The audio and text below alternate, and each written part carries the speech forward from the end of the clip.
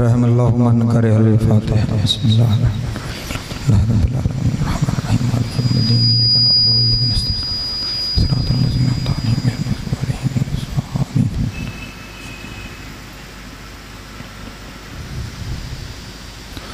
दुआ है खुदावंद आलम सदका मोहम्मद वाले मोहम्मद का आप तमाम हज़रात का यहाँ आना बानियाने मजलिस के सफ़े अज़ा को बिछाना अपनी बारगाह में मंजूर मकबूल फरमाए। आप जितने हज़रात यहाँ पे तशरीफ़ फरमा हैं, जितनी हाजतें लेकर आए हैं, मौला आपकी हाजतें पूरी फरमाए। जो परेशान हाल हैं मौला परेशानियाँ दूर फरमाए। जो मकरूज़ हैं उनके कर्ज़ गैब से अदा हो जाए। जो बेरोज़गार हैं मौला इज़्ज़त वाला रोज़गार अता फरमाए। जो बारोज़गार हैं मौला रिज़्क़ में बरकत अता फरमाए। जो हज व ज़ियारत के मुश्ताक हैं मौला हज व ज़ियारत नसीब फरमाए। जो बे औलाद हैं मौला औलाद नरीना अता फरमाए।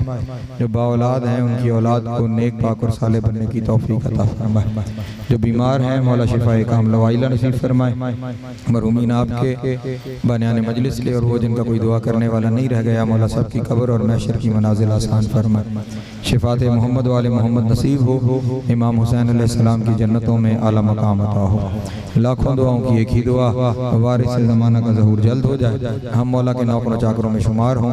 इमाम की कुर्बत नसीब हो, दूरी नसीब न हो। खात्मा बिल खैर हो अकायद हक्का के साथ। अल्लाहुम्मा कुन ले वली कल हुज्जत इब्न हसन सलवातुका अलैहि व अला अबाइही फी हाज़िहि साअति व फी कुल्लि साअतिन मिन साअति लैल व नहार वलिय्यम व हाफ़िज़म व काइदम व नासिरम व दलीलम व ऐना हत्ता तुस्किनहु अर्ज़क़तहु अन व तुमत्तिअहु फ़ीहा तवीला। अल्लाहुम्मा सल्लि अला मुहम्मद व आलि मुहम्मद व अज्जिल फ़रजहुम व साहिल मख़रजहुम व लुक़दूहुम मिनल जिन्न वल इंस मिनल अव्वलीन वल आख़िरीन या काशिफ़ल कर्बि अन वजिल हुसैन अलैहिस्सलाम इक्शिफ़ कर्बी व कर्बल मोमिनीन बिहक़्क़ि अख़ीकल हुसैन अलैहिस्सलाम। ऐसी सलवात पढ़ें कि तमाम दुआएं मुस्तजाब हो जाए।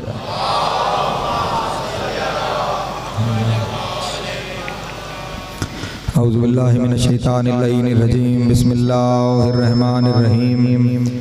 अल्हम्दुलिल्लाहिल अव्वल बिला अव्वलिन काना क़ब्लुहु वल आखिरु बिला आखिरिन यकूना बअदुहु कसरतन रुयतिही अब्सारुन नाज़िरीन व अजज़तन नातिही अवहामुल वासिफ़ीन व सल्लल्लाहु अला अशरफिल अंबिया वल मुरसलीन व खातमन नबिय्यीन अबिल क़ासिम मुहम्मद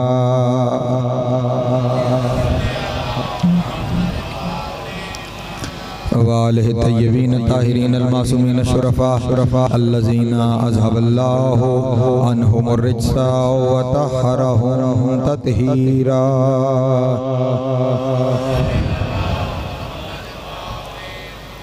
वल्लअनतु दाइमतु अला अदाइहिम अजमईन मिन यौमि अदावतिहिम इला क़यामि यौमिद्दीन। अम्मा बादु फ़क़द क़ाल अल्लाहु तबारक व तआला फ़ी मुहकमि किताबिहिल मजीद व फ़ुरक़ानिहिल हमीद व क़ौलुहुल हक़ व हुवा अस्दक़ुस सादिक़ीन। बिस्मिल्लाहिर रहमानिर रहीम व कुल्ल शैइन अहसैनहु फ़ी इमामिम मुबीन। सलवात बर मोहम्मद व आले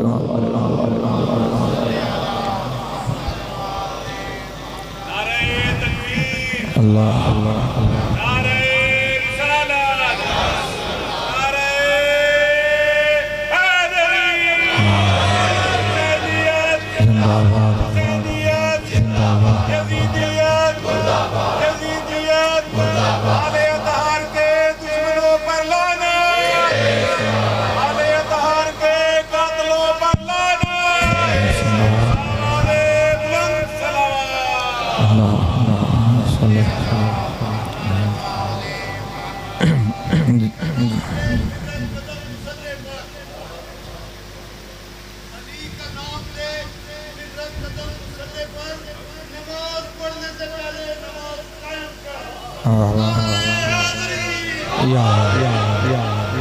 जब नारा लगाया जाता है, आपसे दरूद पढ़ने के लिए कहा जाता है, तो इसे बुलंद आवाज़ से ज़रूर पढ़ा करें, बुलंद आवाज़ से नारा लगाया करें। जो पढ़ने वाला यहाँ पे आके बैठता है, आप जब बिल्कुल नीची आवाज़ में नारे के जवाब देते हैं या दरूद पढ़ते हैं तो हमें यही मैसेज मिलता है कि आप किसी सुनने के मूड में नहीं बैठे हो।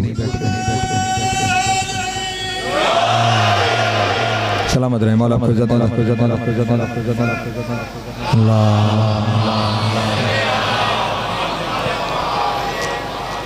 सामिन मोहतरम अशरफ़ इमाम हुसैन अलैहिस्सलाम और आज मुसलसल हमारी ये पाँचवीं नशिस्त है। सिलसिला गुफ्तगू जिस उन्वान के तहत आगे बढ़ रहा है वो उन्वान है मारिफत इमाम और अतात इमाम। मुसलसल आपके सामने ये अर्ज़ करता चला आ रहा हूँ कि इमाम वो ओहदा है कि जिस ओहदे का ओहदेदार खुद अल्लाह मुंतखब करता है। इमामत का इल्म यकीनी और कतई होता है। इल्म इमामत में किसी भी जगह पर शक शुबे एहतियात की कोई गुंजाइश नहीं होती। इमाम जो कहेगा वो ऐन हकीकत होगा, इमाम जो कहेगा वो ऐन हक होगा। उलमा और इमाम में ये फ़र्क है, जो फतवा दे वो आलिम होता है, जो हुक्म दे वो इमाम होता है।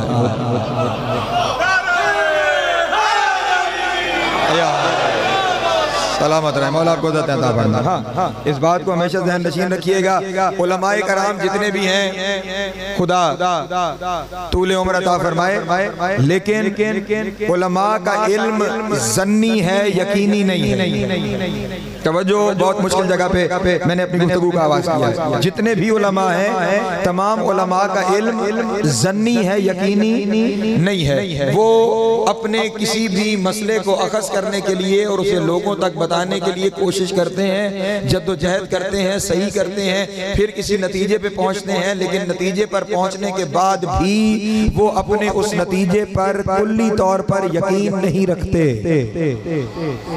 तवज्जो मेरे मौत, मैं उसके ऊपर आपके सामने दलील पेश करता हूँ। अपनी मर्जी की कोई तौसीउल मसाइल उठा के ले आइए, कोई तोहफतुल अवाम उठा के ले आइए, कोई मसाइल की किताब जो किसी आलिम दीन ने मुरत्तब की हो वो किताब उठा के ले आइए। आपको 20 जगह पर मसलों के साथ कहीं लिखा हुआ होगा इस मामले में इश्काल है।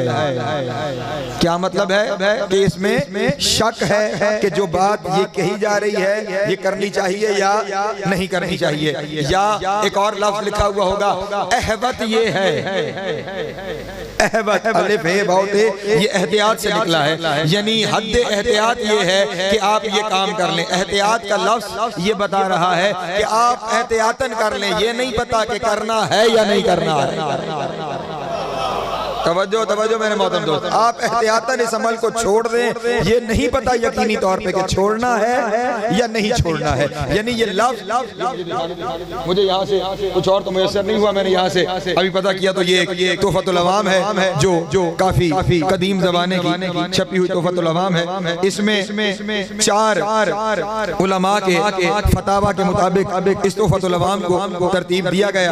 आका रूहुल्लाह खमैनी, आका सैयद अबुल कासिम कोई सैयद मोहम्मद काज़िम शरीयत मदार और आका मोहसिनुल हकीम, इन तमाम हज़रात 4 उलमाए कराम, 4 जय्यद उलमाए कराम के फतावे, 4 उलमा के फतावे और उसके बाद फतवों के साथ लिखा हुआ है। मसलन मसे की एक जगह लिखा हुआ है अगर तरतीबे मसा पा में वाजिब नहीं है, मगर अहवत ये है कि पाए रास्त से शुरू करें। यानी जब आप मसा करते हैं तो ये वो कह रहे हैं तरतीबे मसा का हमें पता नहीं है कि पहले दाएं का करना है या बाएं का करना है, लेकिन एहतियात ये है पहले दाएं पांव से शुरू कर लें। तवज्जो है मेरे मोहतरम दोस्तों की, अहवत ये है यानी अभी मसा की तरतीब क्या होनी है यकीन इस पे भी नहीं है हमें। नहीं तवज्जो फरमा रहे मेरे मोहतरम दोस्त, ये तहारत का पहला मसला है, वजू करना तहारत का पहला मसला है और वहाँ पे कहा जा रहा है मसे की तरतीब क्या होनी चाहिए। एहतियात ये है कि आप दाएं पांव से मसा करना शुरू कर दे। ख्याल रहे फिर उन पे एतराज नहीं है, उन्होंने अपनी सही की, उन्होंने अपनी कोशिश की, लेकिन कोशिश के बावजूद भी नतीजा क्या है, अहवत है कि आप ये अमल करें। उसके बाद फिर आगे जाके तयम्मुम का एक और बयान है, उसमें भी फिर यही लफ्ज़ है। यानी मैंने 4 सफ़े खोले, 4 सफ़ों पर अहवत लिखा हुआ है। एहतियात ये है कि आप इस तरह अमल करें। अब ये इनकी अपनी दयानतदारी है कि इन्होंने ये बयान कर दिया है कि हमें कतई हुक्म का इल्म नहीं है, आप एहतियात इसके ऊपर अमल कर लें कि आप ये काम कर लें। लेकिन ये कौन है, उलमाए कराम है। और इमाम कौन है, जो कहता है वही अल्लाह का हुक्म होता है। मौला आपको ज़्यादा फरमाए। हाँ, इमाम ये कभी नहीं कहेगा कि एहतियात अहवत है कि ये काम कर लो। इमाम कभी नहीं कहेगा कि एहतियात वाजिब है कि ये काम कर लो। इमाम कभी नहीं कहेगा कि इस मसले में इश्काल है, क्योंकि इमाम की ज़बान अल्लाह की ज़बान है। और सारी शरीयत है क्या? शरीयत सारी है हलाल और हराम का मसला। सारी शरीयत हलाल और हराम है ना, कि ये हलाल है और ये हराम है। इमाम उसे नहीं कहते जो हलाल और हराम तलाश करे, इमाम वो होता है जिसे कह दे वो हलाल हो जाए, जिससे रोक दे वो हराम हो जाए।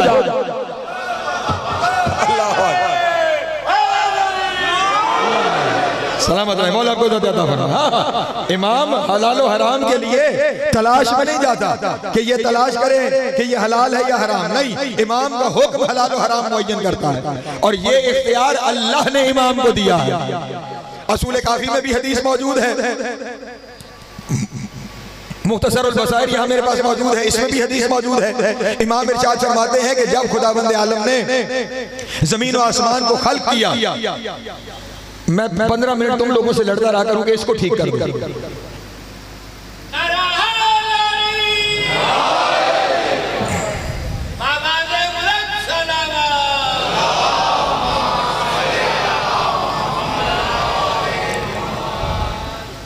सलवात पढ़े बाबा वो आई नहीं रहने, यही दे दो, ये ऊपर वाली, ये वाली सलवात पढ़े मोहम्मद वाले मोहम्मद।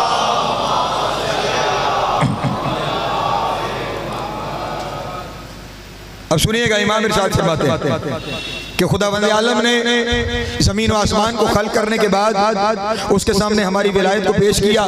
ज़मीन और आसमान ने हमारी विलायत को कबूल कर लिया। सुम्मा खलक़ल खल्क़ व फ़व्वज़ अलैना अमर दीन, फिर खुदावंद आलम ने तमाम मखलूक़ात को खल्क किया और उसने दीन के तमाम अमूर हमें दे दिए। तवज्जो, वफ़व्वज़, हमें तफ़वीज़ कर दिए, हमारे हवाले कर दिए, हमें दे दिए। और अब हम क्या करते हैं? नानुल मुहल्लिलून लिहलालिही वल मुहर्रिमून लिहरामिही, हम वो है जो हलाल को हलाल करते हैं, हराम को हराम करते हैं। सलामत है मौला को अता फरमाए। हम वो हैं कि जो हलाल को हलाल करते हैं, हम वो हैं जो हराम को हराम करते हैं। इसका मतलब हलाल और हराम का इन्हिसार हुक्म इमाम पर है। हलाल और हराम का इन्हिसार किस पर है? कोई चीज हलाल नहीं जब तक इमाम हलाल न कहे। पता नहीं इसे अच्छा लफ्ज़ मैं आपके सामने क्या बोल सकता हूँ। कोई चीज हलाल नहीं है जब तक के इमाम उसे हलाल ना करे, और कोई चीज हराम नहीं है जब तक के इमाम उसे हराम ना कह दे। इमाम का फरमान देखना पड़ेगा कि हलाल क्या है और हराम क्या है। अच्छा, अब ये जो हलाल और हराम है, इन हलाल और हराम का ताल्लुक इंसानी जिस्म की साख्त के साथ है। तवज्जो मेरे मोहतरम दोस्तों, हलाल और हराम का ताल्लुक किसके साथ है? इंसानी जिस्म की साख के साथ। ऐसे ही हलाल और हराम नहीं हो जाता। शरीयत में जो जो चीज आपके जिस्म के लिए फायदेमंद है वो हलाल है। मसला मैंने हल कर दिया अपने दोस्तों के सामने। जो जो चीज आपके जिस्म के लिए फायदेमंद है वो हलाल है, और जो जो चीज आपके जिस्म के लिए नुकसानदेह है वो हराम है। मैं कुरान मजीद से दलील आपके सामने पेश करता हूं। खुदावंद आलम ने शराब के हराम होने को बयान करते हुए इरशाद फरमाया, इस्मुहुमा अकबरु मिन नफ़इहिमा, हमने इसे हराम इसलिए करार दिया कि इसका नुकसान इसके फायदे से ज्यादा। यानी फायदा इसमें है लेकिन फायदा कम है और नुकसान ज्यादा है। तो अब जो ज्यादा नुकसानदेह है उसे हराम करार दे दिया गया। इसका मतलब हलाल और हराम का ताल्लुक इस जिस्म की साख के साथ है। जो चीजें जिस्म के लिए फायदेमंद हैं वो हलाल हैं, जो चीजें जिस्म के लिए नुकसानदेह हैं वो हराम है। अब कोई चीज कैसे फायदेमंद होती है और कैसे नुकसानदेह होती है, ये वही जानता है जिसने उस चीज को बनाया हो। तवज्जो तवज्जो तवज्जो मेरे मोहतरम दोस्त, जरा जागे। बड़ी वाज़ेह बात है कि कौन सी चीज हलाल है, कौन सी चीज फायदेमंद है, कौन सी चीज नुकसानदेह है। कि कौन बताएगा? जिसने उस चीज को बनाया है। मसलन ये साउंड सिस्टम यहाँ पे मौजूद है। इस साउंड सिस्टम के लिए क्या क्या चीजें नुकसानदेह हो सकती हैं? कितने वॉट से ज्यादा बढ़ गया तो ये नहीं काम करेगा, कितने से घट गया तो ये नहीं काम करेगा, कौन सा फ्लूइड है जो इसमें गिर भी गया तो ये काम करता रहेगा। कौन सी चीज है जो इस पे गिर गई तो ये काम नहीं करेगा? ये सब कुछ कौन बताएगा? जिसने इसे बताया है। अब शरीयत के हलाल और हराम का ताल्लुक है इंसानी जिस्म के साथ कि ये जिस्म के लिए कौन सी चीज फायदेमंद है, कौन सी चीज नुकसानदेह है, वो बता सकता है कि जिसने जिस्म बनाया है, जिसने जिस्म बनाया है। और इमाम कह रहे हैं हलाल और हराम हम करते हैं, इसका मतलब हम इमाम के बनाए हुए हैं। अल्लाह अकबर, अल्लाह या सलामत रहे, मौला आपको अता फरमाए। तवज्जो है जिंदगी तो हम इनके बनाए हुए नहीं, वैसे भी अगर दूसरी तरफ भी जाना चाहे ना, नतीजे दो ही निकलते हैं, दो ही नतीजे हैं। या वो बताए जिसने बनाया है, या वो बताए जिसे बनाने पे गवाह बनाया गया है। या वो बनाए जिसने बनाया है, या वो बताए जिसे बनाने पे गवाह बनाया गया। हमारे पास दोनों हदीसें मौजूद हैं और अब अपने अपने ज़र्फ की बात है कि कौन किस हदीस को तस्लीम कर लेते हैं। हजरत इमाम अली नकी अलैहिस्सलातु वस्सलाम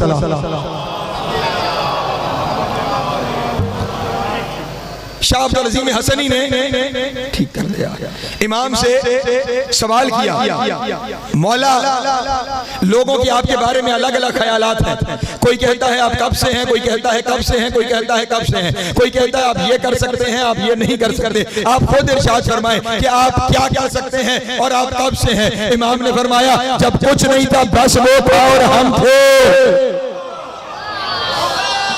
सलामत रहे, मौला आपको अता फरमाए। जब कुछ नहीं था बस वो था और हम थे।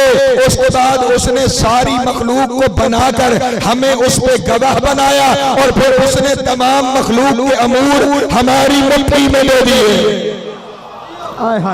सारे मखलूक के अमूर हमारी मुट्ठी में दे दिए। ये हदीस भी असूल काफी में मौजूद है। दूसरी हदीस इमाम अली अलैहिस्सलाम की है। इमाम इरशाद फरमाते हैं नहनु सनाइल्लाह व कुल्लु शैइन बादुना सनाइना, हम अल्लाह के बनाए हुए हैं और हमारे बाद जो कुछ है वो हमारा बनाया हुआ।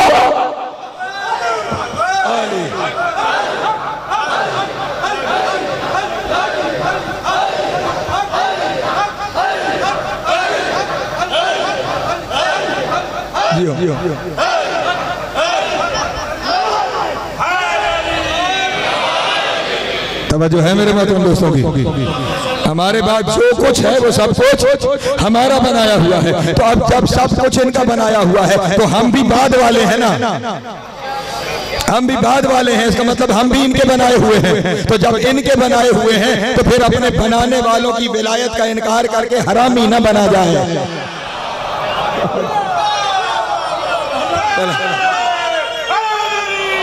या सलामत रहे, मौला आपको अता फरमाए।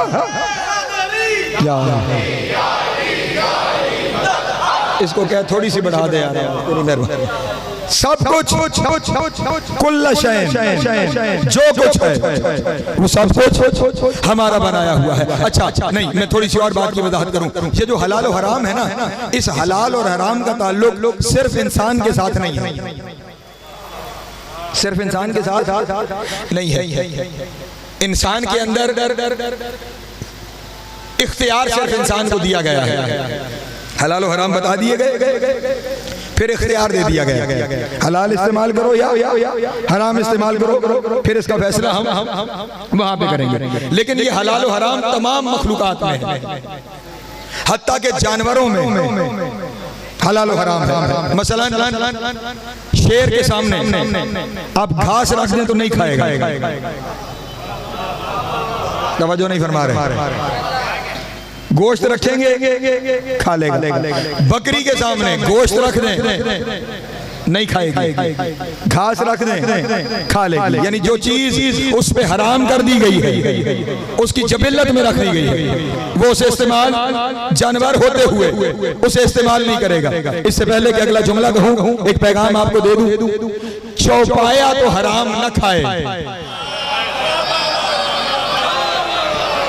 तवज्जो नहीं फरमा रहे मेरे हज़रात। चौपाया जो जानवर है वो तो सजा सजा के पेश करो तो भी हराम न खाए, और जिसे अल्लाह ने अशरफुल मखलूकात बनाया है ये फिर हराम खाए तो फिर उसका हक बनता है ना ये इसके बारे में कहे इन्नहुम कल अनाम बल हुम अज़ल्लु सबीला। इनकी मिसाल चौपायों की है बल्कि ये चौपायों से भी बदतर है।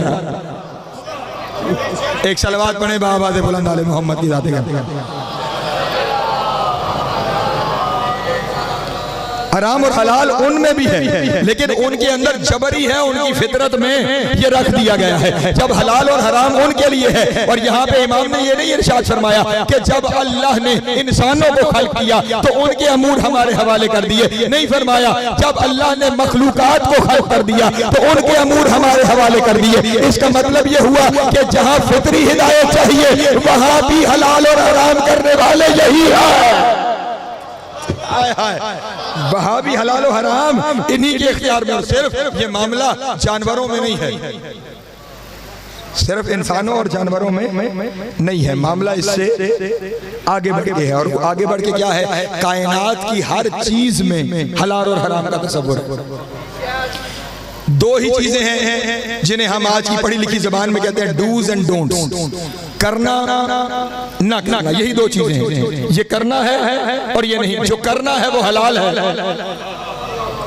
तवज्जो, जो नहीं करना वो हराम है। कायनात की हर चीज के अंदर ये हलाल और हराम का तसव्वुर मौजूद है।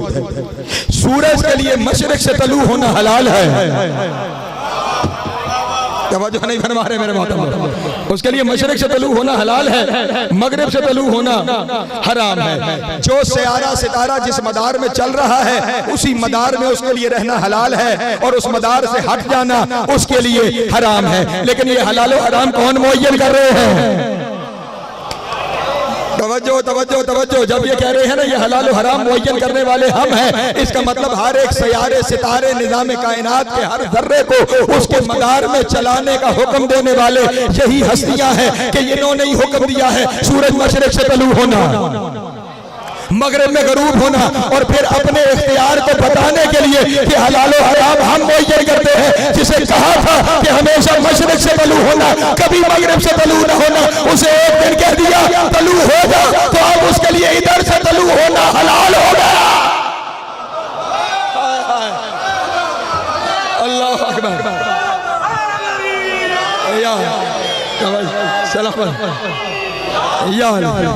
ये पलटाया क्यों है? इन्हें पलटाने की जरूरत नहीं है, अपने किसी अमल को सरअंजाम देने के लिए। अरे जनाब, सूरज की जरूरत ही नहीं थी कि जब तक अली नमाज न पढ़े वो डूब जाए।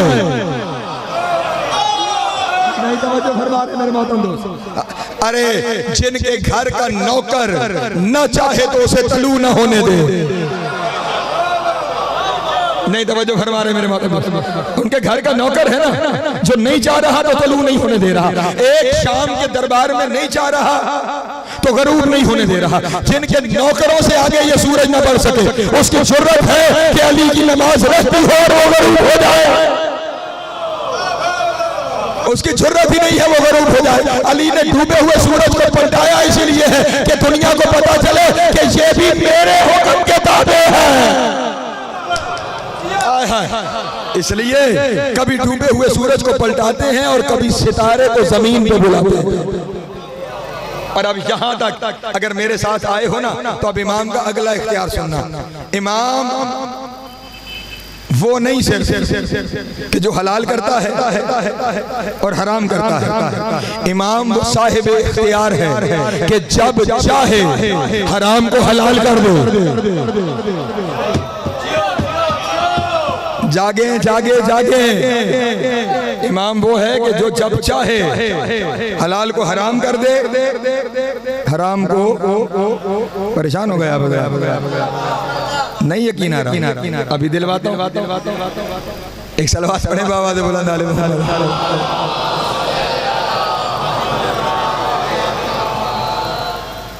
इमाम मूसा काज़िम अलैहिस्सलातु वस्सलाम के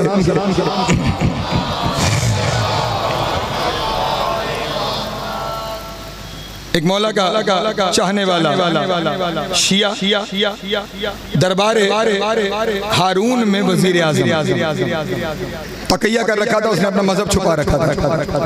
वजीर आज़म हारून का उनका चाहने वाला मौला का किसी ने हारून को जाके शिकायत लगाई कि हारून ये तेरा वजीर जो है ना ये अंदर से शिया, ये तेरा वजीर अंदर से शिया है, ये तुझे धोखा दे रहा है, ये अंदर से शिया है। हारून ने कहा सुनो अव्वल तो ऐसा मुमकिन नहीं, और अगर ऐसा है तो फिर उसकी जान की खैर नहीं, और अगर तुमने झूठ बोला तो फिर तेरी जान की खैर नहीं। पता कैसे चले कि ये शिया है या नहीं है? हारून ने कहा इस तरह करना, कल जब ये वजू करने जाए तो छुप के देखना वजू कैसे करता है। तवज्जो आखिर तक खड़ा हुआ मेरा मन। कल जब वजू करने जाए तो फिर तुमने देखना कि ये वजू कैसे करता है। जब एक जासूस को उसकी जासूसी पे मुअय्यन कर दिया गया, अभी वो वजू के लिए निकल रहा था कि इमाम का खत आया।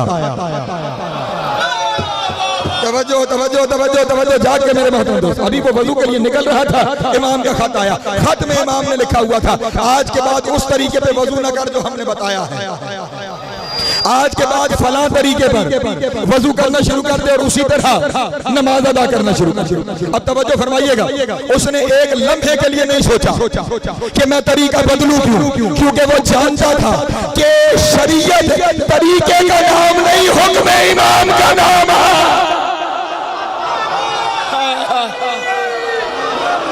अल्लाहु अकबर, या अली सलामत रहे।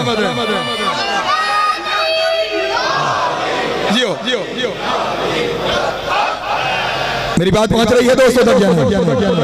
वो जानता है कि शरीयत तरीकों का नाम नहीं है, शरीयत रस्मों का नाम नहीं है, शरीयत हुक्म का नाम है। हुक्म ये तो हमें पहले दिन बता दिया गया था, कायनात बनाते हुए बता दिया गया था कि शरीयत तरीके का नाम नहीं है, शरीयत हुक्म का नाम है। जब तक उसने कहा था मुझे सजदा करो, उस वक्त तक उसे सजदा करना शरीयत था। जब उसने हुक्म बदल के कहा आज आदम को सजदा करो,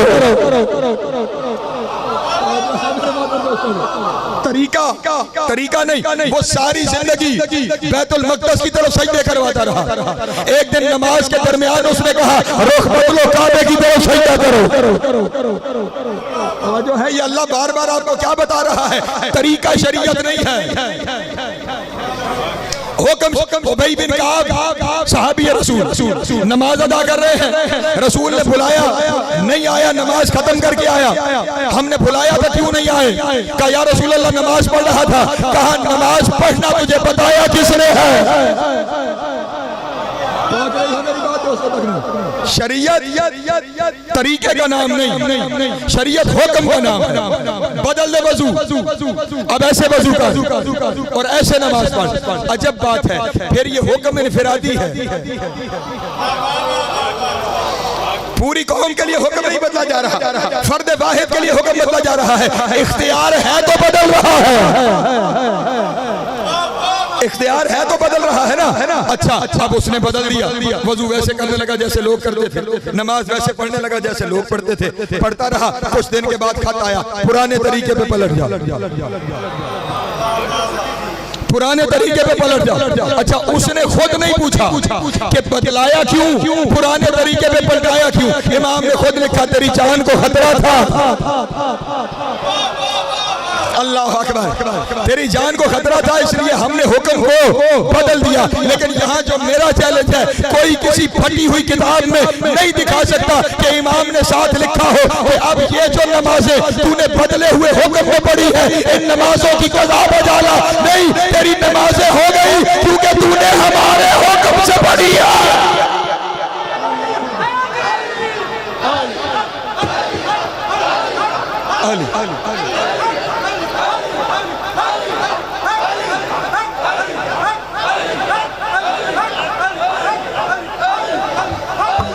पीछे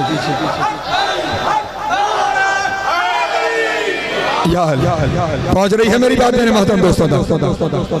शरीयत इनके हुक्म का नाम है, फिर ये जो हुक्म दे दें उस वक्त उस हुक्म पे अमल करना यही शरीयत है।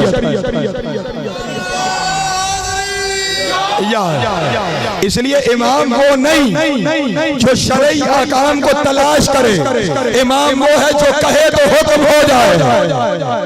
क्यों? इमाम का कहना अल्लाह का कहना है।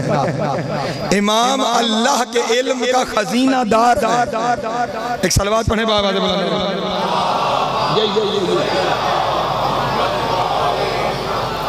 एक दफा फिर भी बुलंद सलवात पढ़ने वाले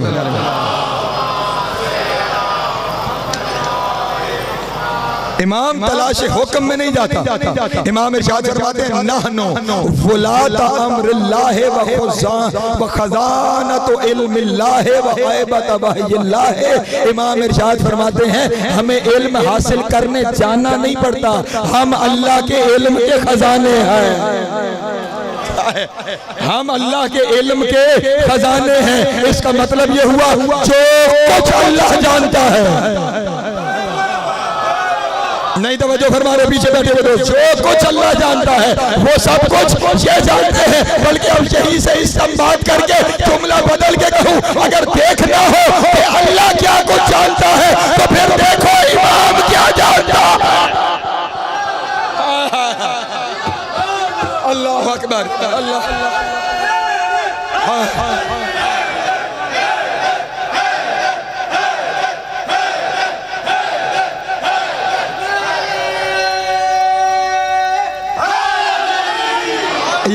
सलामत मौला आपको अता फरमाए। ये इमाम है जो अल्लाह के इल्म का खजानादार है, जो अल्लाह के इल्म का खजानादार है, जो अल्लाह के हर अमर का वली है। वलात अम्रिल्लाह, जो अल्लाह के हर अमर का वली है। ये हुक्म क्या है? अमर ही तो है जिसका हुक्म अल्लाह के हुक्म पर चले। नहीं, इस जुमले पे आपने तवज्जो नहीं की, वरना एक बंदा मुझे बैठा हुआ दिखाई नहीं देता। जिसका हुक्म अल्लाह के हुक्म पर चले। अल्लाह ने हुक्म दिया था फुतरस्तु मादूब है, हुसैन ने कहा मैंने तुझे आजाद किया। जिसका हुक्म अल्लाह के हुक्म पर चले वो इमाम है।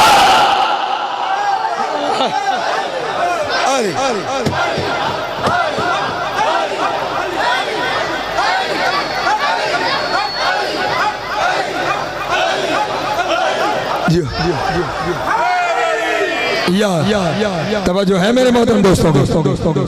हाँ, जिसका हुक्म पर चले वलात अम्रिल्लाह है।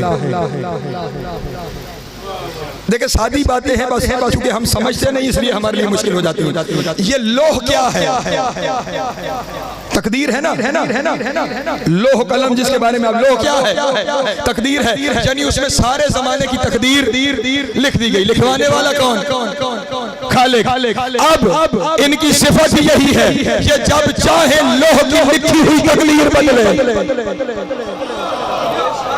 कितनी आसान बातें हैं, लेकिन पता नहीं क्यों मुश्किल बनाई जाती है। इमाम है ही वो। अपने मकतब को समझिए, अपने मजहब को समझिए, अपने अकीदे को समझिए, अपने दीन को समझिए।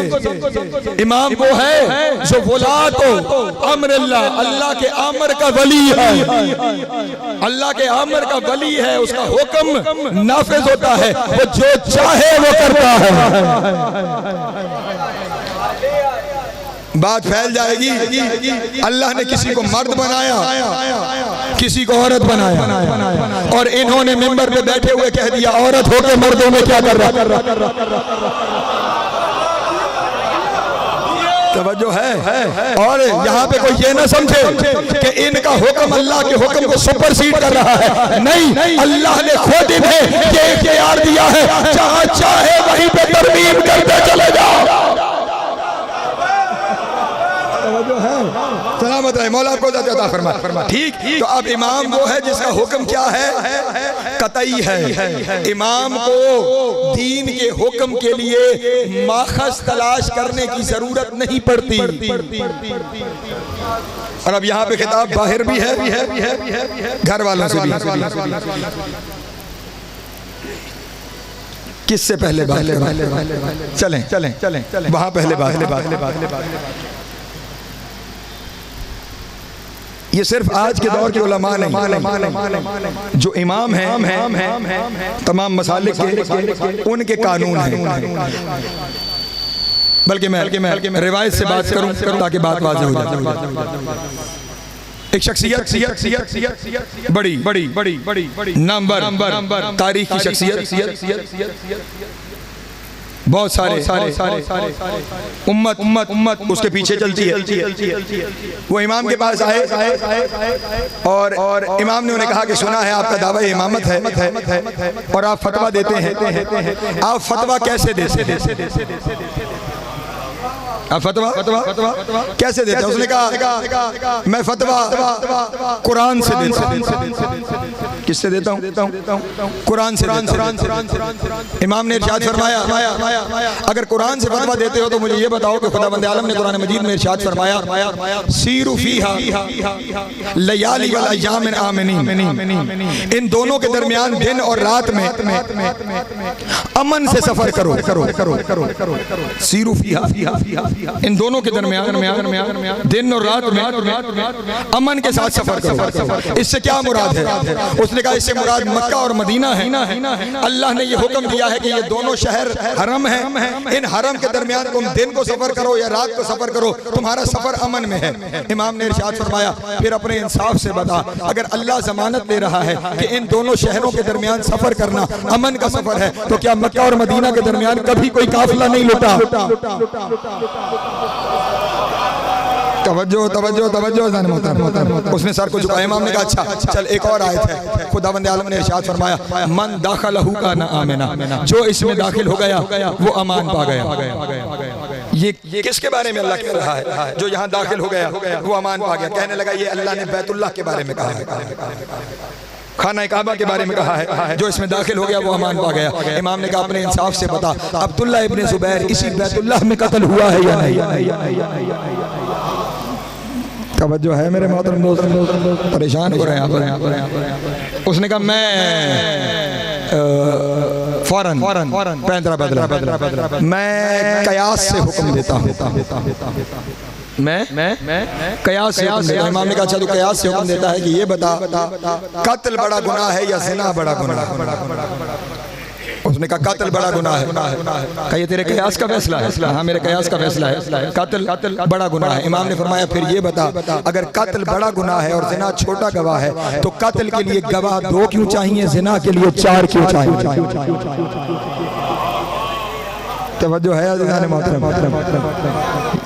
उसने कहा फौरन कयास को छोड़ा, कहने लगा मैं अकल से फैसले करता हूँ, मैं अकल से फैसले करता हूँ। इमाम ने इरशाद फरमाया फिर ये बता एक घर में एक मालिक था और एक गुलाम, दोनों की बीवियां एक ही कमरे में थी, दोनों के घर बच्चा पैदा हुआ, छत गिरा, औरतें मर गई, सिर्फ दोनों बच्चे बाकी बच गए।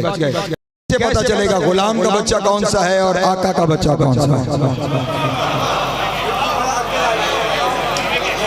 अगर अकल से फैसला करता है तो ये फौरन कहने लगा नहीं मुझे तो सिर्फ बेसत अंबिया का इल्म है, जैसे बता मुझे तो सिर्फ बेसत अंबिया का इल्म है। इमाम ने इरशाद फरमाया फिर खुदावंद आलम ने कुरान मजीद में मूसा और हारून को हुक्म दिया कि फिरौन के पास जाओ और उसके जाके बात करो कौलन लय्यनन, नरम जुबान में फिरौन से बात करो। क्यों नरम जुबान में बात करें? लअल्लहु यतज़क्करु औ यख्शा, शायद वो नसीहत पा जाए या वो डर जाए।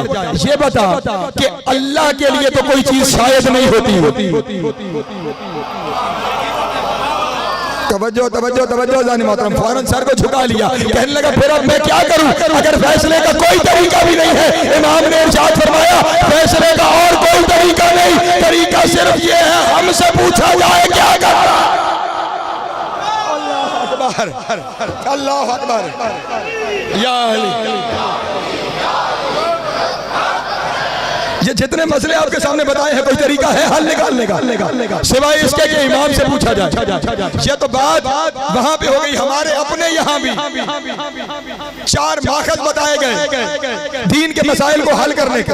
पहला माखज, परेशान तो नहीं हो रहे आप? कुरान, कि कुरान से मसले का हल लिया जाए। अगर कुरान से ना मिले तो हदीस से मसले का हल तलाश किया जाए। बस यहीं पे बड़ी बारीक बात, अगर एक लम्हे के लिए आप मेरे साथ रुके ना, अगर कुरान से हल ना मिले तो हदीस में हल तलाश करो। जब आप कुरान से हदीस की तरफ जा रहे हैं, इसका मतलब यह हुआ आप इमाम नहीं है, क्योंकि अगर आप इमाम होते तो आपका अपना कौल हदीस होता।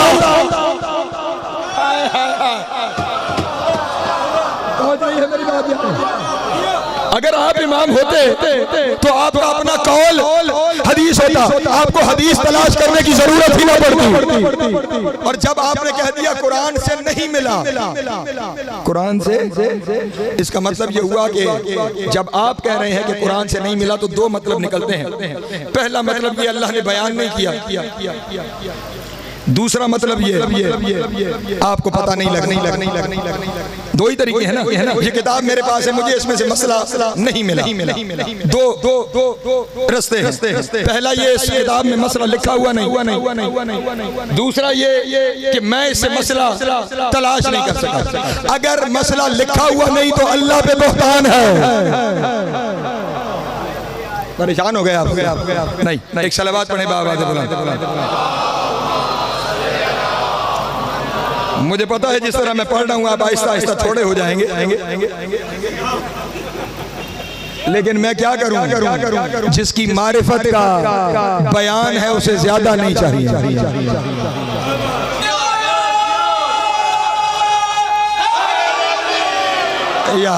सलामत रहे। हाँ, अगर शामिल है तो थोड़ा थोड़ा जबान को हिलाते रहा करें, हाथ उठाते रहा करें, ताकि खबर मिलती रहे कि मैं खिताब उनसे कर रहा हूँ जो तलाश राह हक पे हैं। ठीक है ना अज़ान मोहतरम? एक सलवात पढ़े बावाज़ बुलंद आले मोहम्मद की ज़ात। अगर आपको कुरान से हुक्म नहीं मिला, आइए अब इमाम का फरमान सुनिए। इमाम इरशाद फरमाते हैं, हजरत इमाम रज़ा अलैहिस्सलातु वस्सलाम, ये लोग किस लिए इमाम बना रहे हैं? शरीयत के अहकाम, यही वजह है ना, शरीयत के अहकाम लेने के लिए उन्हें इमाम बना, यानी वो जो कहे वो शरीयत हो जाए इसलिए उन्हें इमाम बना दो। यही मकसद है कि वो जो कहे वो शरीयत हो जाए इसलिए उन्हें इमाम बना दो। इमाम रज़ा अलैहिस्सलातु वस्सलाम, एक महफिल में कुछ बहस जारी थी, इमाम तशरीफ लाए। उन सबको देख के उनकी बहस सुन के इमाम ने इरशाद फरमाया, जाहिल कौम व खुदउ अन आराइहिम, ये कौम जाहिल हो गई है, इन्हें इनकी राय ने धोखा दे दिया है। ये कौम जाहिल हो गई है। और मैं आखिर में बताऊंगा ये बयान बाहर वालों के लिए नहीं था। ये कौम जाहिल हो गई है, इन्हें इनकी आरा ने धोखा दे दिया है। इन्नल्लाह अज़्ज़ा व जल्ला लम यक़बिज़ नबिय्यहु सल्लल्लाहु अलैहि वसल्लम हत्ता अकमल लहु दीन व अंज़ला अलैहिल कुरान फ़ीहि तिबयानु कुल्लि शैइन बैन फ़ीहि हलाल वल हराम वल हदूद वल अहकाम व जमीउ मा यहताजु इलैहि अन्नास कमला। इमाम ने इरशाद फरमाया, अल्लाह ने उस वक्त तक अमीर नबी की रूह को कब्ज़ नहीं किया जब तक कि कुरान इस तरह नाज़िल नहीं हो गया कि बयानन लिकुल्लि शै, कि उसमें हर चीज का बयान है। फ़ीहि हलाल व हराम, तमाम हलाल और हराम उसमें मौजूद है। वल हदूद वल अहकाम, तमाम हदूद और अहकाम उसमें मौजूद है। व जमीया मा यहताजु इलैहि अन्नास कमला, क़यामत तक इंसानों को जो चाहिए वो सब कुछ कुरान में है। तवज्जो, कयामत तक इंसानों को जो चाहिए वो सब कुछ कुरान में है। और इधर आपने ये लफ्ज़ ज़बान से कहा कि मुझे हुक्म कुरान से नहीं मिला, आपने साबित कर दिया आप बंदे हैं, इमाम नहीं है। जो है कुरान के अलावा दूसरे माखज़ की तरफ जाना खुद इस बात की दलील है कि आप बंदे हैं, इमाम नहीं है, क्योंकि हर चीज अल्लाह ने कुरान में बयान कर दी है। और अब तवज्जो फरमाइएगा, जो ये कहे कि बयान नहीं हुआ, तवज्जो अज़ान मोहतरम, अल्लाहु अकबर। फमा तरका शैअन यहताजु इलैहि उम्मतु इल्ला बयानहु, अल्लाह ने कोई चीज बयान के लिए छोड़ी ही नहीं कि जिसकी उम्मत को एहतियाज हो, उम्मत को जरूरत हो। फमन ज़अमा अन्न लिल्लाहि अज़्ज़ा व जल्ला लम युकमिल दीनहु फक़द रद्दा किताब अल्लाह व मन रद्दा किताब अल्लाह फहुवा काफिर, जिसने ये तसव्वुर भी किया कि अल्लाह ने कोई एक हुक्म भी कुरान में बयान नहीं किया वो काफिर हो गया। जिसने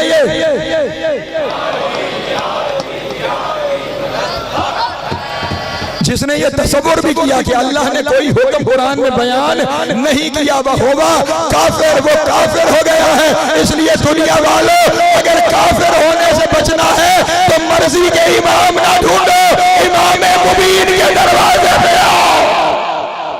अल्लाह अकबर, अल्लाह अकबर, सलामत रहे मौला आपको ज़्यादा फरमा। इमाम मुबीन के दरवाजे पे आएंगे तो कुफर से बचेंगे, वरना ये तसव्वुर भी के कुरान से नहीं मिला, कुफर की तरफ ले जाएगा। और फिर इमाम ने जो इसके बाद इरशाद फरमाया, क्यों इमाम के दरवाजे पर आओ और अपनी मर्जी से इमाम न बनाओ, क्यों, वजह क्या है? इमाम ने इरशाद फरमाया, इन्नल इमामतु अजलु कदरन व अअज़मु शानन व अअला मकानन व अमनउ जानिबन व बअदु गौरन मिन अन यबलुगन नास बिअक़ूलिहिम औ यनालुहा बिआराइहिम औ युक़ीमु इमामा बिइख्तियारिहिम। सुनो दुनिया वालों, इमाम की कदर बहुत बड़ी है, इमाम की शान बहुत अजीम है, इमाम का मकाम बहुत आला है।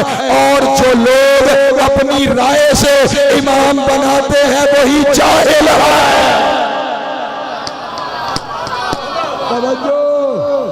ऐसा ना हो किसी को इमाम कह के दावा इल्म रखते हुए जाहिल हो जाओ। परेशान हो गए। सलावत पढ़े बाबा दे बुलंद आले मोहम्मद की ज़ात। बस दो निशानियां इमाम की और फिर ये मैं कहूँ कि ये खिताब अपने वालों से था। ये बयान करके मैंने आज की हद तक समेट लिया अपने बयान को।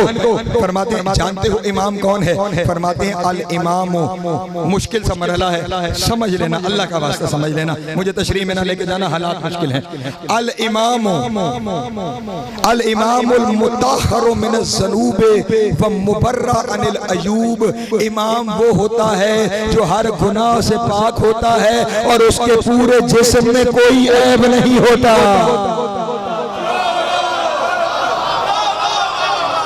नहीं तवज्जो फरमाई यार।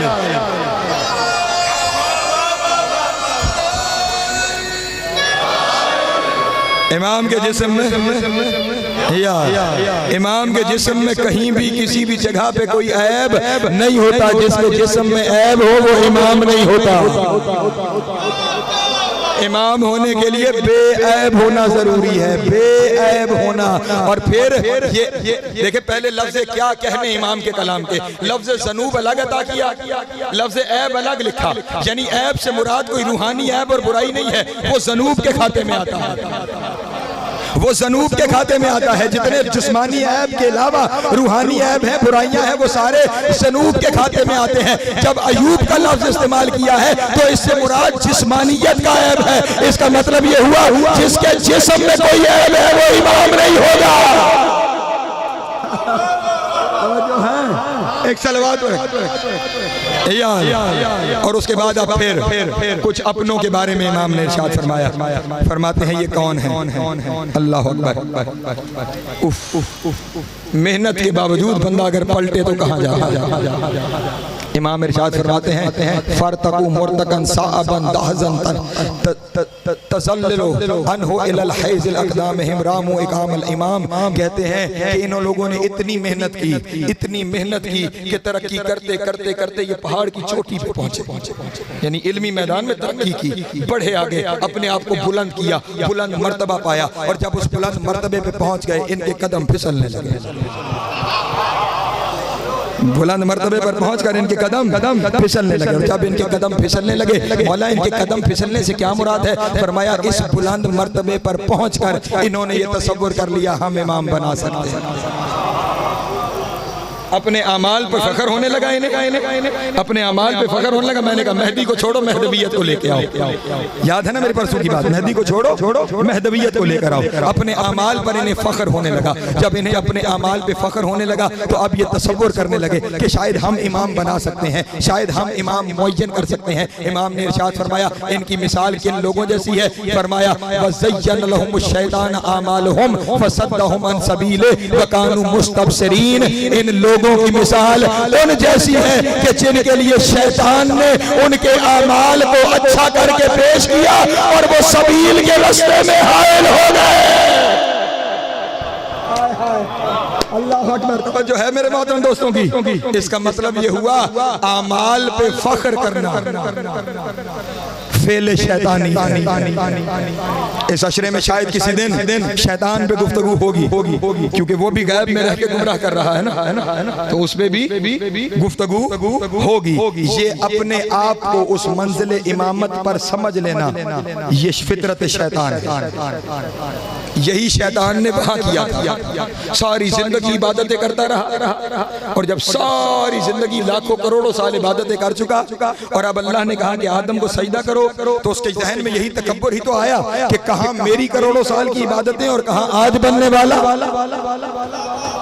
तवज्जो है, जो हुज्जत के सामने अपने आमाल को बड़ा करके हुज्जत बनने की कोशिश करे, वो सबीले शैतान पे अमल कर रहा है। इसलिए मारिफत इमाम का तकाजा ये है कि कोई भी हो, किसी तरह का भी हो, किसी लिबास में हो, जहां दावा इमामत करेगा वही उस पे शैतान होने का फतवा लगेगा। तवज्जो है जाने मोहतरम, इस बात को अपने जहन में महफूज कर लीजिए कि इमाम फकत वो हैं कि जिनकी इमामत का अल्लाह ने ऐलान किया। इमाम वो है कुल्ल शैइन अहसनहु फी इमाम मुबीन, कि जिनके अंदर अल्लाह ने अपनी हर शय का एहसास कर दिया है, जिनके अंदर अल्लाह ने अपनी हर शय को रख दिया है। कायनात में जो कुछ है, जिसकी मुट्ठी में है, वो इमाम है। आसान। किसी ने अपनी इमामत साबित करनी है, अपने इख्तियार को साबित करे, इमाम बन जाए। और अगर वो इख्तियार साबित नहीं कर सकता तो फिर अपनी हद में रहे।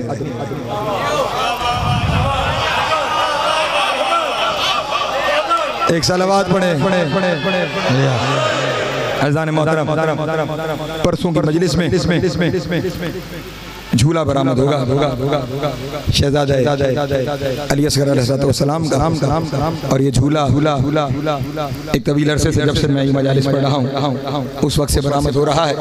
और लोग अपनी मन्नतें उठाते हैं आकर, और कम अज़ कम 50 से ज़्यादा अफराद से मैं मिल चुका हूँ कि जिन्हें इस झूले से औलाद मिली। इसलिए जहाँ जहाँ आप जानते हैं कि लोग बे औलाद हैं, उन्हें कहिए कि वो आए और ये जो साहिब इख्तियार हैं, इन साहिबान इख्तियार से लेके जाएं। जब ये आमादा है बांटने पे, तो हम लेने पे आमादा क्यों नहीं? आइए लेके जाइए। और साथ ही आप लोगों से ये भी अर्ज करना था कि जो हालात हैं, इन हालात में कोशिश करें मयारी लोगों को सुने। हर एक को सुनने के पीछे न चले, ना हर एक की बात पे एतमाद करें। जो मयारी लोग हैं उन तक पहुँचे, उन्हें सुने। और इस वक्त माशाल्लाह आपके शहर पे ये करम है कि बहुत अच्छे पढ़ने वाले लोग आपके शहर में अशरा अरबाइन पढ़ रहे हैं। अभी इस मजलिस के फौरन बाद हवेली मुरीद शाह में मजलिस अज़ा मुनक़्क़िद होती है। वहाँ कराची से मौलाना असद अली ज़ैदी साहब खिताब फरमा रहे हैं 8:45 पे। वो मेंबर लेते हैं 8:45 बजे, और माशाल्लाह बहुत अच्छा पढ़ने वाले हैं। ज़रूर वहाँ भी जाइए, उन्हें भी सुनिए।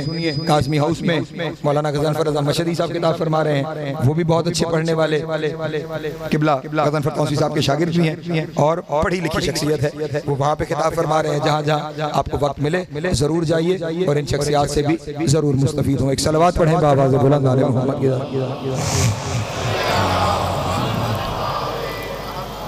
सामीन मोहतरम, मैंने अभी कहा इस झूले से औलाद मिलती है, लेकिन जिसका झूला है ना, उसकी माँ की गोद में 2 ही मोती थे। अब थोड़ा बेहतर करना, 2 ही मोती थे। एक करबला की खाक के नजर हो गया, एक शाम के जिंदान के नजर हो गया। अजरकुम अल्लाह, मौला आपकी हाय कबूल करें। जनाब सैयद आपका मातम कबूल करें। आशिक थी अपने बाबा के दीदार की सकीना, जिसे बाबा के सीने के बगैर नींद नहीं आती थी। शब आशूर के मरहलों में एक मरहला है। इमाम ने रात को 3 हिस्सों में तकसीम किया था। एक हिस्सा असहाब के साथ, एक हिस्सा अहले बैत के साथ, एक हिस्सा इबादत खुदा के लिए। लेकिन जब इमाम असहाब में थे, सकीना साथ थी। इमाम अहले बैत के खैमों में गए, सकीना साथ थी। इमाम का वो हिस्सा जो खुदा के लिए मखसूस कर रखा था, इमाम मुसल्ले पे, सकीना साथ। इमाम जब पहली 2 रकत की नमाज के लिए मुसल्ले पे खड़े हुए ना तो इमाम मुसल्ले पे खड़े हैं, जिनके घर में बच्चे हैं, ये छोटे छोटे बच्चे बैठे हुए हैं, आप सारे मेरी बात की गवाही देंगे। इमाम मुसल्ले पे खड़े हुए, साथ सकीना खड़ी हो गई। इमाम कयाम में है, सकीना चेहरा उठा के बाबा के चेहरे की जानिब देख रही। इमाम रकू में गए, सकीना रकू आंखें बाबा के चेहरे पे जमी। इमाम सजदे में गए, सकीना जमीन पे लेट गई और चेहरा बाबा के चेहरे की जानिब, बाबा के चेहरे की ज़ियारत हो। इमाम ने नमाज खत्म की, वहीं मुसल्ले पे दराज हुए और सकीना को अपने सीने पे लिटाया। सीने पे लिटा के कहा, सकीना वक्त बहुत हो गया है ना, जाओ और जाके सो जाओ। रो के कहा, बाबा कभी आपके बगैर सोई अल्लाह, कभी आपके बगैर सोई हूँ बाबा, मैं तो आपके सीने पे सोती हूँ ना। ये सुनना था। हुसैन की आंखों से आंसू जारी हुए और रोते हुए कहा, सकीना सकीना कल से माँ के पास सोना, हाय हाय कल से माँ के पास सोना। ये जुमला सुनना था। चीख मार के कहा, बाबा माँ के पास तो असगर सोता है, मैं तो आपके पास सोती हूँ। रो के कहा, सकीना कल से असगर मेरे सीने पे सोएगा और सकीना तुम्हें जहां जगह मिले वहां सो जाओ। अजरों को अल्लाह मौला आपकी हाय कबूल करे। मैंने कल की मजलिस में कहा था, जख्मी थी हुसैन की बेटी, जख्मी थी हुसैन की बेटी। मसाइब का एक मंजर मेरे सामने आ गया। मैंने कहा, बाप के दीदार की आशिक है सकीना, खौली पे खुदा लानत करे, इसके जिम्मे था, थोड़ी को खोल दे, इसके जिम्मे था कि हुसैन के सर की हिफाजत करनी है, कोई सर ले ना जाए। वो कहता है, हम जब बाजारों से गुजरते थे हम सर नौ के नेजा पे सवार करते थे और जब हम पड़ाव डालते थे हम सर को नेजे से उतार के संदूक में रख लेते थे। फिर बाजार आता था, फिर सर उतारते थे, फिर नेजे पे लगाते थे, फिर संदूक में रख देते थे। मैं कह रहा हूँ, तुम सुन रहे हो। हुसैन की 13 ज़रबों को रोने वालों, हर बाजार से पहले हुसैन ज़िबा होता, हर बाजार से पहले ज़हरा का लाल ज़िबा होता रहा। वो कहते हैं, सफर करते हुए हम एक मकाम पर पहुंचे, रात हो चुकी थी, हमने पड़ाव किया। कहते जैसे ही पड़ाव किया मैंने हुसैन का सर नौ के नेजा से उतारा, एक संदूक में रख के मैंने संदूक को ताला लगाया और उस संदूक को अपने पास रखकर मैं उस संदूक के पास बैठ गया। कहते रात का वक्त है, खुले आसमान के नीचे नबी की औलाद बैठी हुई है। कहते जैसे जैसे रात बढ़ती गई ना, काफिले में कैदी बच्चे जमीन पे लेटते चले गए और सोते चले गए। वो कहता है, लेकिन एक 4 साल की बच्ची है ना, दाएं करवट लेट सकती है।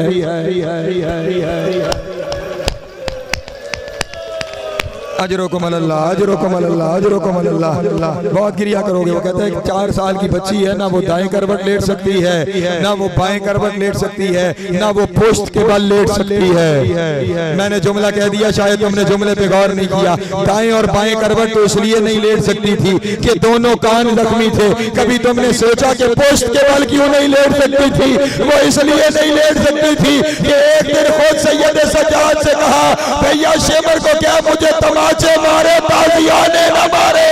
जब ये ताजियाने मारता है, आधा ताजियाना मेरी पोस्ट पे लगता है, आधा ताजियाना मेरे चेहरे पे लगता है। सज्जाद मेरी कमर भी जख्मी, सज्जाद मेरा चेहरा भी जख्मी। अजरोकुम अल्लाह, अजरोकुम अल्लाह, अजरोकुम अल्लाह। मौला तुम्हारा गिरिया कबूल करे, हुसैन की माँ तुम्हारा मातम कबूल करे। कहता लेकिन मुझसे सहम कर, मुझे माफ करना। कहता लेकिन मुझसे सहम कर। वो बच्ची किसी तरह जमीन पे लेटी, लेकिन कहता है मैंने देखा हर थोड़ी देर बाद सर उठाती है, मुझे देखती है, मुझे देख के फिर सर जमीन पे रख देती।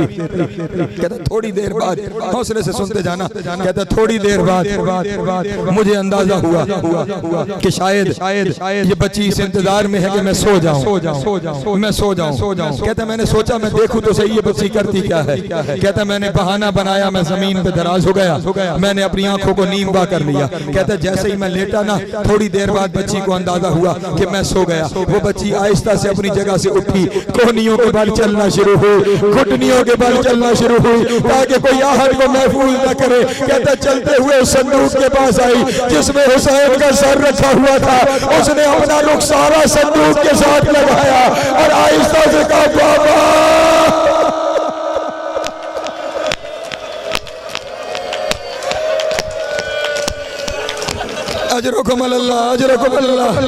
मौला तुम्हारा गिरिया कबूल करे, हुसैन की माँ तुम्हारा मातम कबूल करे। बाबा कहते कोई आवाज नहीं आई, फिर दूसरी दफा कहा बाबा, कोई आवाज नहीं आई, कहते तीसरी दफा कहा बाबा मैं सकीना, कहते कोई आवाज नहीं आई, और अब रोते हुए वापस चली। बाबा जब मैं मदीने में एक दफा बुलाती थी आप कई दफा जी सकीना कहते थे, आज मैं बार बार बुला रही हूँ, बाबा जवाब नहीं देते। अचानक कफल टूटा, सर ने परवाज किया, सर सकीना के सामने आया, देखते ही का बाबा आपके बाद तमाचे मारे गए, बाबा आपके बाद दौर छीने। अजरकुम अल्लाह, अजरकुम अल्लाह, मौला अपना क्रिया कबूल कर। उठ गया खाली, छीन लिया हुसैन का सर बेटी से, फिर संदूक में रख दिया गया। और अब वक्त गुजरता गया, मुझे माफ करना, मुझे माफ करना, चोट लगे तो अपनी कौम का फकीर समझ के मुझे माफ करना। वक्त गुजरता गया, आ गई हुसैन की बेटी शाम के जिंदान, शाम का जिंदान और सकीना। अल्लाह अकबर। सुबह से लेके शाम तक एक ही बहन करती है, हाय बाबा, हाय बाबा। शाम का वही हाल हो गया जो मदीने का बतूल के बहनों से हुआ था। मदीने वाले भी शिकायत लेकर गए थे, नबी की बेटी को कहो या दिन को रोया करे या रात को रोया करे, ये हर वक्त रोती है, हमारे आराम में खलल आता है। सकीना शाम के जिंदान में रोती है, शाम की औरतों के गोद से बच्चे गिरते हैं, शाम की नगरी में जलजला आता है। लोग शिकायत लेके यजीद के पास आए, यजीद ये बच्ची बहुत रोती है, इसके रोने से शाम में जलजला आता है, इसके रोने से हमारे बच्चे माओ का दूध पीना छोड़ देते हैं। यजीद किसी तरह कोशिश कर ये बच्ची खामोश हो जाए। यजीद ने जिंदान में पैगाम भेजा, मैंने समेट लिया अपने बयान को, जिंदान में पैगाम भेजा। सैयद सज्जाद को बुलाया गया, सैयद सज्जाद आए। सज्जाद ये बच्ची कौन है जो बहुत रोती है? सैयद सज्जाद ने कहा ये मेरी बहन सकीना है। अगले लफ्ज अगर समझ में आ गए ना, सारी जिंदगी रोने के लिए काफी है। सज्जाद ये बच्ची इतना क्यों रोती है? क्या इसने बाबा को शहीद होते देखा है? अगले लफ्ज में मुझे माफ करना, इसने बाबा को शहीद होते देखा है। हंस के कहने लगा देखा तो और बीवियों ने भी है, और बीवियां भी हुसैन को शहीद होते देख रही थी। सैयद सज्जाद की आंखों से खून आने लगा, कहा यजीद इसने बहुत करीब से देखा है, ये 7 कदम पे खड़ी थी, शिमर खंजर चला रहा था, रो रो के कहती थी न मार, मेरी दादी ने चकिया भी इसके बाद। अजरकुम अल्लाह, अजरकुम अल्लाह। हाथ आजाद करना, मातम कर लेना, हाथ आजाद करना, मातम कर लेना। इसने बहुत करीब से देखा है, कोई बेटी अपने बाप को करीब से ज़िबा होते हैं। अजरकुम अल्लाह। कहने लगा सज्जाद ये बता इसका रोना कम कैसे होगा, इस बच्ची का रोना कम कैसे होगा? सैयद सज्जाद ने कहा अगर तू मुझे बाबा का सर दे देना, ये बाबा से मुलाकात के लिए तरस रही है, अगर तू बाबा का सर दे देना फिर मेरी बहन कभी नहीं रोएगी, फिर मेरी बहन कभी नहीं रोएगी। यजीद ने हुसैन आका का सर मंगवाया, सैयद सज्जाद ने सर लिया। अब सर लेके सज्जाद जिंदान की तरफ चले, उधर जिंदान का क्या हाल है? अचानक सकीना सोते हुए उठी और ये आलम था जैसे किसी ने किसी परिंदे को तीर मारा हो, कभी एक दीवार के साथ, कभी दूसरी दीवार के साथ, कभी जिंदान के दरवाजे के साथ। जनाब ज़ैनब ने पकड़ा, सीने से लगाया, कहा सकीना क्या हो गया? रोकेगा फूफी, बाबा की खुशबू आ रही है, फूफी मेरे बाबा आ रहे हैं। इतनी देर में हुसैन का सर आ गया, सकीना ने सर लिया, अपने सीने में रखा, जमीन पे लेट गई। रोकेगा बाबा, मेरे रुखसारों का रंग बदल गया, बाबा मेरे कान जख्मी है, बाबा मुझे घोड़ों के साथ भगाया गया। ये कहना था, रूह परवाज कर गई। सज्जाद ने कहा इन्ना लिल्लाहि, और वो बीबी जो मेरे पांव से कांटे निकालती थी और मेरे सफरों की साथी मातम हुसैन।